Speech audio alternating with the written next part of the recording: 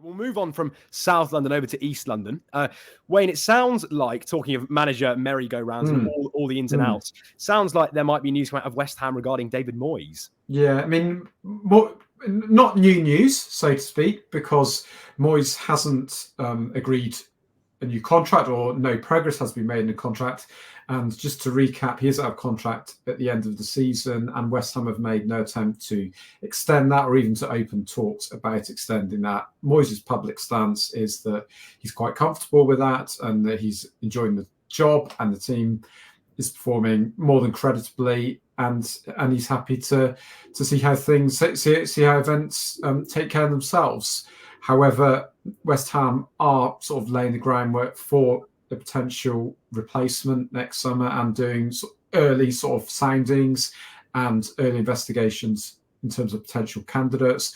And one potential candidate is a name I've already mentioned on this podcast today, is Lopetegui, who made such a huge impression at Wolves next season. He is a contender for West Ham for next season. And interestingly, he's also represented by the super agent Georgie Mendes, who is better than any agent in the world at getting his managers into jobs.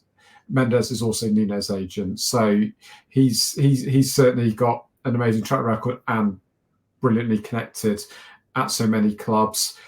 So Lopetegui is on the radar. It's very early days for West Ham, but I'd be very, very surprised if Moyes is the manager of West Ham beyond next season, or beyond this season. Paul, do you expect him to be would he be a good fit for West Ham? Do you think they'd succeed under him? I'd say the old, be careful what you wish for. You know, you look at David Moyes, the West Ham fans, a bunch of supporters. I mean, a few of my very close friends are staunch West Ham supporters, and they're a real split bunch. There's a real pro-David Moyes and a real anti-David Moyes. There's a bunch of them that are realists that are like me, of my opinion. When David Moyes took over again for the second time, saved the club from relegation. He's not only made them a stable Premier League club, he's made them a top half Premier League club. He's made them a club that compete in Europe now for successive seasons. He's put a European trophy in the cabinet. You wind the clock back 3 years to where they were, fighting relegation, desperately trying to stay in the Premier League. You look at them now, 7th or 8th, whatever, 9th, whatever they are in the Premier League, European trophy in the cabinet, looking to compete again in European football. Yet again this season, handling the rigours of European football and Premier League football, and still turning out the results. They're unbeaten in so many games. At home, they were fantastic. The one blip on the copybook recently, the 5-0 defeat at Fulham, and that's exactly what it was. But then there's the other side of the West Ham supporters who have had enough of him. They're fed up with the way that he plays, fed up with the style of football. But again, budget, expectation. As a West Ham fan, what do you want and where do you want to be? You look at the teams in the top 6 of that Premier League. Are they capable of challenging them on the budget that they've got? They're not. You look at what they've done, the recruitment after Declan Rice has been excellent. Yet again, I think there's been progression this year. Again, they're competing deep into a European trophy. And it's expectation again. Where do you expect your football club to be? And again, back to the original point, be careful what you wish for.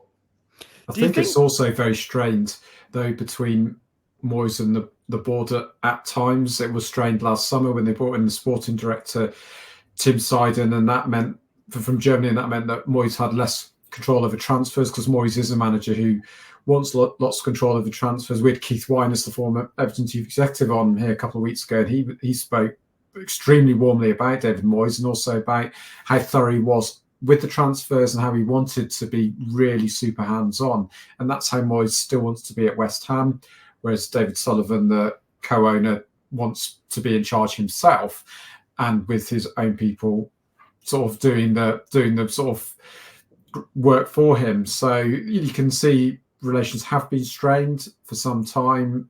And last summer, it wasn't guaranteed he was even going to stay last summer, even up until probably late July, that Moyes was going to even stay for this season. So there are issues. They haven't really been dealt with. And with that contract expiring at the end of the season, taking on board all Paul's points, which are completely spot on, I would expect him to go. And that's even if West Ham finish 8th or 9th, which would be incredible. And even if they extend this European excellent form, punch massively above their weight, what West Ham fans say is we've got some really exciting players, Kudos, Bowen, Paqueta, some brilliant, Benrahma, brilliant talent, and Moyes doesn't make the best of them. We're too cautious, we're too negative. And they do have a point, but also he's getting the best out of some of those players as well. Would Bowen be a 60 million valued player under a different manager? Would Paqueta be a 70 million valued player under a different manager? It will take probably until next season to find that out. Well, I think you're absolutely right. And I think one point that you can summarise that entirely with is you look at the weekend, great win against, talking of Wolves, great 3-0 win against Wolves. But, the Kudus goal where he sits on with the iconic celebration that he's now doing, and the fans absolutely love him. And I think he has done really well. I think that front three on their day going forwards in the Premier League are a top front three. And I think they are underrated. They've obviously got issues in their squad. I think there are some holes and some positions that might need to be replaced, or they might need some extra bodies in there. But generally, I think David Moyes has done a good job. The fact that West Ham fans can still walk around saying they're champions of Europe is something quite special, really. And when you talk to Hammers fans, they are absolutely elated at that. That is something that will go down in their history. One of my good mates who's a West Ham fan years ago said, all I want is for West Ham to win a trophy. I don't want anything else. We could get relegated. All I want is a trophy win. And lo and behold, they went and did it in Europe, not even in England. So it's very, very impressive. You've got a real eclectic mix of friends, haven't you? He has got friends in Nice last week, wasn't it? Nice, Lausanne, all these friends all over the world. We nearly did Wolves today as well, but I'll save that one. Okay, look forward to that. But one question I think is quite interesting. Frank McAvenny made a good point to me and said, I know, Wayne, you've tied in there Lopetegui potentially getting the West Ham role. Looks like that could be quite a good fit. But it's quite interesting there's been such a tight lid on what's going on at the club. David Moyes has been very quiet publicly about what's happening. None of the players have really said. Does that come as a surprise? I think David obviously is quite an internal person. He's not someone to go and blurt out in the media what's going on. But does that come as a shock? No, not really. I think in terms of what information gets out, a lot of it's very closely controlled by the club.